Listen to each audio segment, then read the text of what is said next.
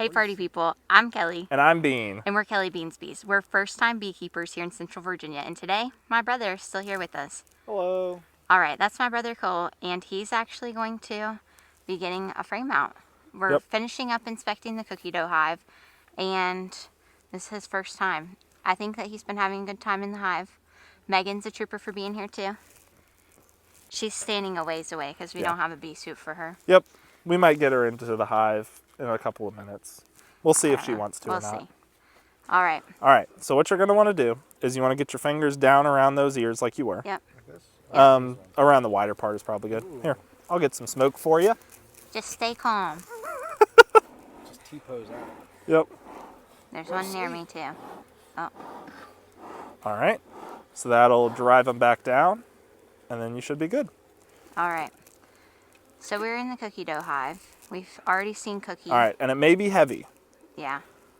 and you want to make sure to bring it straight up and not rub it against the frames. You did a great job, but yeah. So then you can kind of readjust your hands if you want to kind of like rotate your hand around. Yep. And then just make sure not to squish bees. Just go slow. If they end up under your hands, they should move if you go slow. And then you can kind of tilt it up towards you a little bit. There you go. What are you seeing? So a lot of capped brood. Yep. Brood, yeah.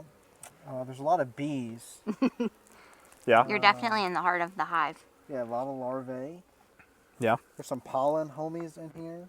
Some bees with pollen on them. Yep. Yep. That's cool. So this Hey, right here in is the that center. is that one of them queen cells? So that's drone comb. So that's different than a queen cell. So Kelly, do you want to come around and film this side of the frame? Right there in So the right there in the middle, Yep, they poke those up a are little bit drone more. cells. So yeah, they're because drones are bigger than worker bees, their cells poke out a little bit more. So that's nothing to worry about. That just means that the bees are pretty healthy if they're making drones. So that's what we like to see. And then to flip it over, you can kind of adjust your hands again. And then if you can get your fingers like on this side of the frame, and then you probably want to put your thumb on top of the frame is what I found best. You got it. See, you're doing great. And then you can kind of tilt it to you and just look. And then Yeah. Same stuff on this side. more of the same. So as long as we're seeing eggs, larvae, brood, we know the hive's pretty healthy. We just took a Varroa check in the last video, and the Varroa numbers, they're pretty low. For one. Yep. Yeah. So There's a bunch of big larvae up in here. yeah. Yep, the larvae do get pretty big because they grow all throughout the time that they're sitting in there. They hatch out of those tiny little eggs and then slowly get to the point where they're big enough to be capped. And then they come out as full-grown bees. Some stuff dropped out. That's okay. Oh, he brought it back. Yeah. So that could be either nectar that hasn't been, Sealed in. well, it hasn't been thickened yet. So the bees will fan air over the nectar that they bring in, take and that out- thickens it into honey. So nectar is like a watery consistency when it comes in. Or that could even just be water, because the bees will bring in water and use that to cool down the hives. Smart. Yep. So then when you go to put it back, your fingers are going to hit. Yeah. And you just go right between the two that you have pulled apart, and then straight down, and then you're good. But don't drop it. Yeah. If you grab on like you pulled it out, where you... Here, let me help. So if you grab it there, then you can kind of drop it down. And then there you go. Because if you drop it, they get mad. We've done that a couple of times. And there's your first frame. And then you just slowly push it to the next one. And as I said, the bees will get out of the way. They don't want to be squished. They call me Squish, but he's okay. He's Yeah. stuck between this random cone. There you go. Just move, little bee, move. Oh, there we go. It's okay. And then we can push them together. And then we can get to the next one. Do you want to pull the next one out, or you want me to? You can do it. Okay. So this hive is looking pretty good. If it were just Kelly and I out here looking at the bees, I'd probably stop here. But, you know, we've got friends here who are kind of learning. They want to see what's going on. So I'm going to keep going a little bit. So we can look down in here. I'm actually going to pull this one out now. So they've started drawing on this frame, but there's not really a lot going on yet, which is fine.